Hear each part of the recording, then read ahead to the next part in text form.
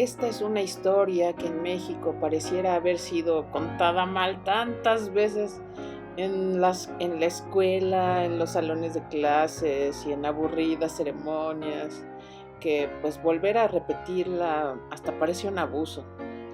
Pero sin embargo, de repente te encuentras estas historias trascendentes que nos sorprenden, nos emocionan, nos ilusionan. Parece que debajo de esta capa de una nata que construyó la historia oficial, hay otra historia oculta, llena de referencias, identidades y conexiones muchísimas para los mexicanos de hoy día. Como hubo dignidad en unos y rastrero comportamiento de otros. Y a su lado pues nos surgen preguntas. ¿De dónde surge la supuesta unanimidad del México que resistió, que parece que deja de lado, ignora, se hace el ciego ante hordas de traidores, chaqueteros y un montón de vendepatrias? Parece que todo era como si todos los mexicanos fueran patriotas, pero no fue así. ¿Por qué no se cuenta aquella historia, por ejemplo, de Zaragoza furioso ante la ciudad de Puebla que no le quería dar de comer al ejército de Oriente, y sus burgueses y el alto clero que andaban pidiendo para que los franceses vencieran y casar a sus hijas con ellos? ¿Por qué no se profundiza en estas dudas de este joven general que pareciera que no se acababa de creer su victoria? Pues aquí está, el pasado que no pasa nunca.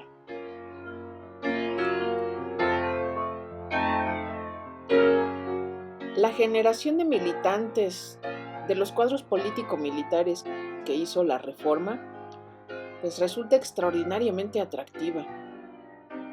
Estaba conformada de abogados que se interesaban por la astronomía, poetas que se volvían coroneles o generales, periodistas que llegaban a ser ministros de la corte, generales que se hacían constitucionalistas como Leandro Valle, sastres, rancheros o comerciantes que de repente ya eran generales, como Arteaga, Mariano Escobedo e Ignacio Zaragoza.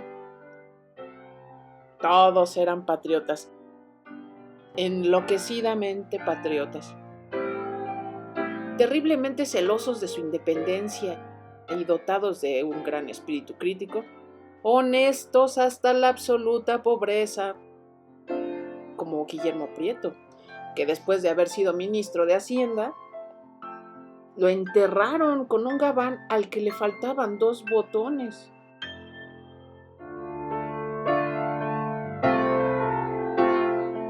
Y además dotados de un sentido de servicio al país que sintetizaba la frase de Melchor Ocampo: servir a la patria era una honra, no un botín. Adictos como Altamirano y Ramírez a la educación, las academias, las escuelas, las universidades, los clubes literarios, el teatro, el music hall, o sea, teatro musical, las imprentas como Vicente Riva Palacio, que aparte era nieto de Vicente Guerrero, que en la guerra contra los imperiales, cuando en la huida su brigada se vio obligado a elegir entre llevarse un cañón o una pequeña imprenta. Pues Riva Palacio escogió la imprenta porque decía que esas balas sí mataban. Eran amantes de los periódicos, de la libertad de prensa. Fundaron muchos periódicos. Necesitaban este flujo de la información que libera, como Francisco Zarco, en un país en que apenas la 10ª parte de la población sabía leer. Y ellos eran conscientes de que los que leían se lo contaban a otros, y estos a otros, y a otros, y así la palabra y el pensamiento circulaban.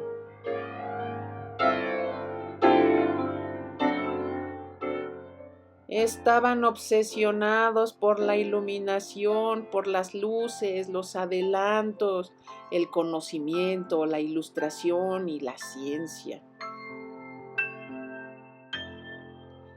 pero estaban atrapados sin quererlo en el amor a las bombas de agua, las fraguas, los elevadores, las carreteras, el ferrocarril, sin acabar de entender que en estas ruedas se transportaría no solo el progreso, sino también una nueva forma de barbarie.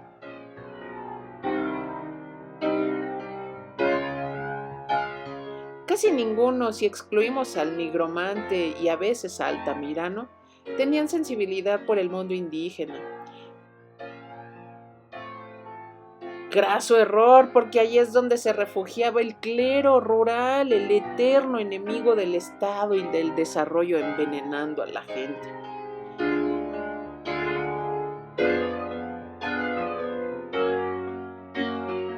Pagarían su error al no entender que había un camino para reconocer al México pluriétnico, que se debería levantar sobre la igualdad, pero también sobre las diferencias.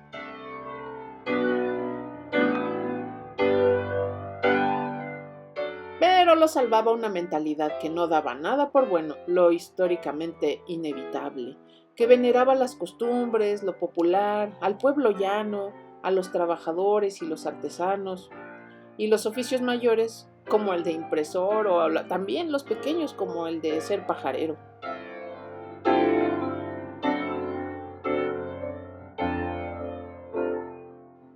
Eran grafómanos hasta el agotamiento del papel, la pluma y la tinta, o sea, escribían muchísimo. En una época en que pues no había ni máquinas de escribir, menos computadoras. Sin embargo, la obra que hicieron una docena de ellos bien puede llenar una pequeña biblioteca, imagínense.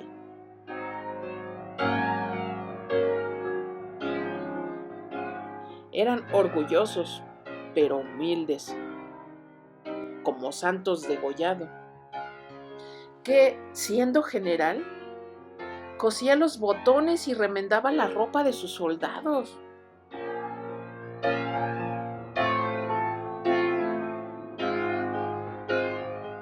Eran endiabladamente inteligentes, agudos, muy esforzados y muy laboriosos. Estaban dotados de una curiosidad infinita y de una vocación de poner en el papel las historias y las cosas que pasaban para que no desaparecieran. Eran defensores de la parte radical de la independencia, de la que se sentían herederos. Pues Vicente Rivá Palacio, les digo, era nieto de Vicente Guerrero. Pero sobre todo, eran defensores de la memoria. A estos ciudadanos les tocó vivir una revolución, la de Ayutla, esa que se hizo para librarse del desastre del santanismo, también una guerra civil, la guerra de reforma, que se hizo para liberarse de esta trilogía desgraciada que había destruido al país, que era el clero, los agiotistas y los militares profesionales entre comillas, porque eran del Santana y pues más bien se la pasaban coleccionando sus preseas, ¿no? Y el oropel, y jugaban a las cartas y eran bien borrachotes y pues a maltratar a la gente. Dieron un gran debate, enconadísimo, pero del cual nació la Constitución de 1857.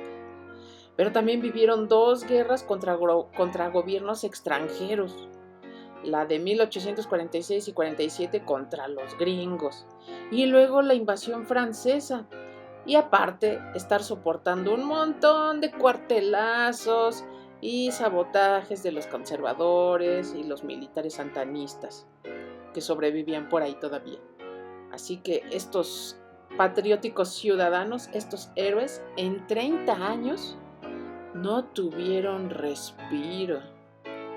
¿Qué les parece?